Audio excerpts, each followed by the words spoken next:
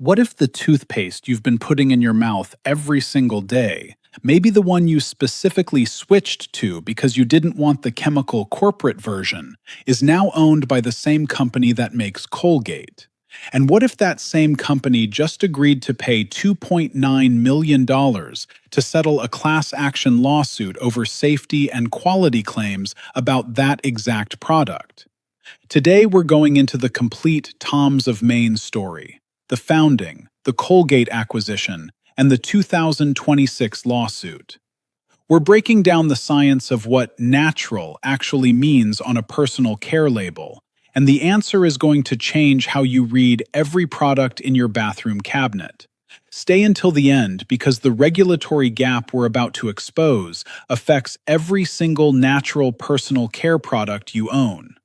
If you've ever bought Toms of Maine for any reason, for yourself, for your kids, specifically because of what the label said, you need to stay until the end of this video. This is Bought and Watered Down, Episode 3.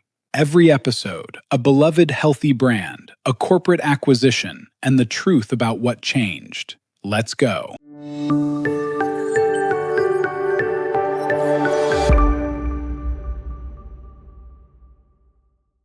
Let's go back to 1970. Kennebunk, Maine. A married couple, Tom and Kate Chappell, living with their young family, trying to live simply, and genuinely bothered by something most people never thought twice about: what's actually in the products they put on their bodies every day. Tom Chappell had gone to Harvard Divinity School. He was a deeply thoughtful guy who took ethics seriously, not just in church, but in business, in daily life, in the products he put on his family's bodies.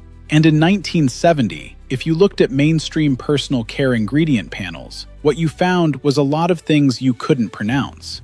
They started with a phosphate-free laundry detergent, genuinely revolutionary for 1970. Phosphates were a major water pollutant, and nobody in the mainstream cleaning products industry was voluntarily removing them. Toms of Maine was doing it from day one. Then came the toothpaste.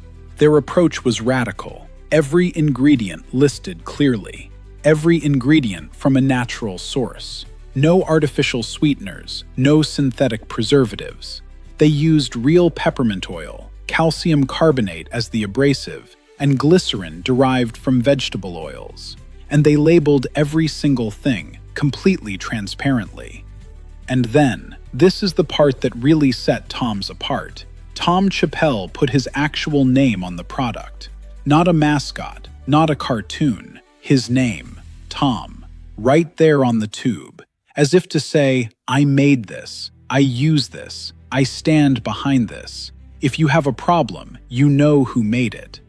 That kind of personal accountability in product branding was almost unheard of in the personal care industry, and it built something that most corporations spend decades and billions of dollars trying to manufacture: genuine consumer trust. Through the 70s, 80s, and into the 90s, Tom's became the definitive natural personal care brand in America. By the mid-2000s, Toms of Maine had revenues estimated around $50 million annually. It was in mainstream grocery stores, CVS, Walgreens. It had crossed over from the health food niche into mass retail without losing its natural identity. It was the market leader in natural personal care. And that's when Colgate showed up. Colgate-Palmolive, makers of Colgate Toothpaste, Palmolive dish soap, Speed Stick, Soft Soap, one of the largest consumer goods corporations on earth, came calling in 2006. In 2006, Colgate-Palmolive acquired 84% of Toms of Maine for approximately $100 million. Tom Chappell retained a minority stake and stayed on in a leadership role. Colgate's rationale was direct. The natural personal care market was growing fast. Tom's was the dominant player, and buying them was the most efficient way in. But here's what the acquisition actually meant structurally. Colgate is a publicly traded corporation. Its primary obligation is to its shareholders. Every product it owns is subject to the same cost-benefit analysis, the same margin expectations, the same quarterly earnings pressure. Tom Chappell standards had no formal legal protection written into enforceable contractual obligations. They were a handshake and a hope. Before we get into what happened after the acquisition, real quick, drop it in the comments. Are you a Tom's of Maine user? Have you been buying it because of the natural ingredient promise? Or did you already know about the Colgate situation? Drop it below right now. I want to see how many people in this community already knew. The years immediately following the acquisition were relatively quiet from a controversy standpoint. Colgate maintained the Tom's branding. The ingredient lists didn't dramatically change overnight. Colgate appeared to understand that the value of the acquisition was entirely dependent on maintaining the brand's natural credibility. But quiet isn't the same as unchanged. Over time, consumers who had used Tom's products for years started noticing things. Textures felt different. Some formulas were discontinued. New product lines appeared that seemed to stretch the definition of what Tom's had always stood for. The ingredient transparency that Tom Chappell had built the brand on felt less rigorous than it had been when Tom himself was making every call. And then came 2026. And the thing that skeptical consumers had been quietly wondering about for years, it finally had a paper trail, a dollar amount, and a court filing. In 2026, Colgate-Palmolive agreed to a $2.9 million class action settlement to resolve claims that it had misled consumers about the safety and quality of Tom's of Maine products. The lawsuit, Rabinowitz et al. Versus Colgate-Palmolive, covers consumers who purchased Tom's of Maine toothpaste between November 21, 2020 and March 6, 2026. Now, $2.9 million is not catastrophic for a company with $19 billion in annual revenue.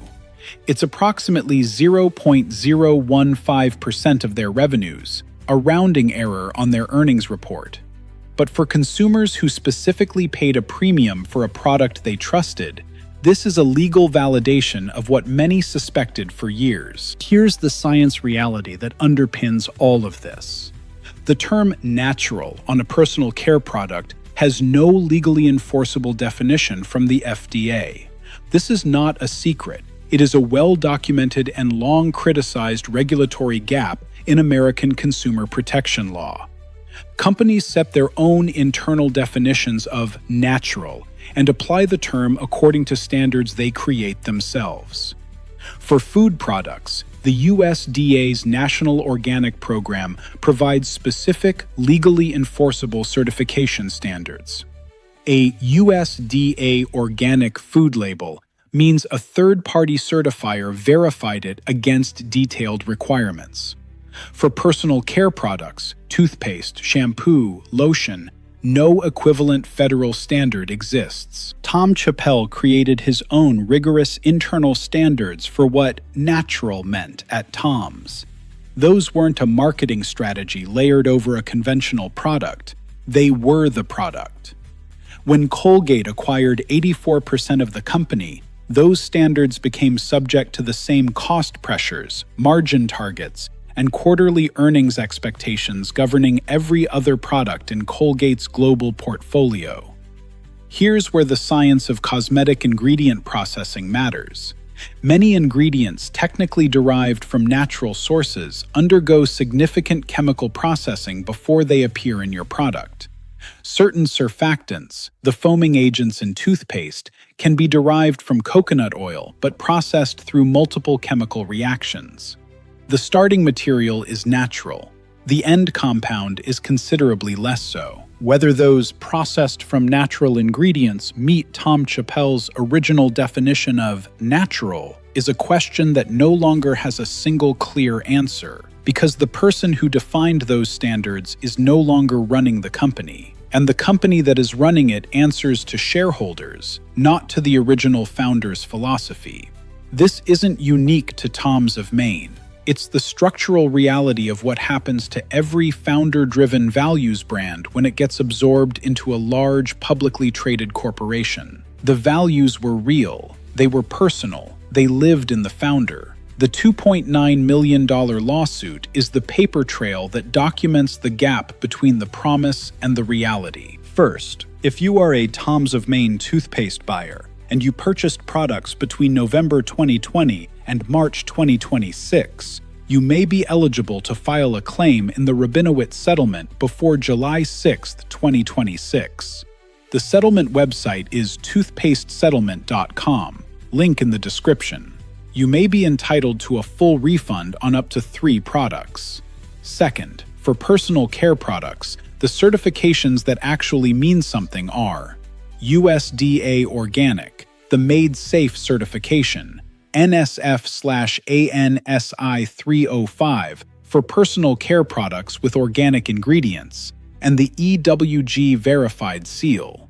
Each of these involves third-party review against publicly documented standards. Third, natural on a personal care label can legally describe an ingredient that started from a plant source but was processed through multiple chemical reactions. The naturalness of the starting material doesn't guarantee the naturalness of the final compound. Read the full ingredient list on the back, not the marketing language on the front. The Tom's of Maine story is the 3rd chapter in the pattern we're building across this series. A founder with genuine values. A brand built on personal accountability. A corporate acquisition that replaced the founder's standards with quarterly earnings pressure. And eventually, a legal settlement that confirmed what skeptical consumers had suspected. Next episode, the irony gets almost poetic. A brand founded by a man who lived in a converted turkey coop in rural Maine, who kept bees, rejected modern civilization, and accidentally became the face of one of the most beloved natural beauty brands in history, got sold to the company that makes bleach. Burt's Bees was acquired by Clorox for $925 million. And what happened to the ingredients in that little yellow tin? Episode 4. It's a wild one.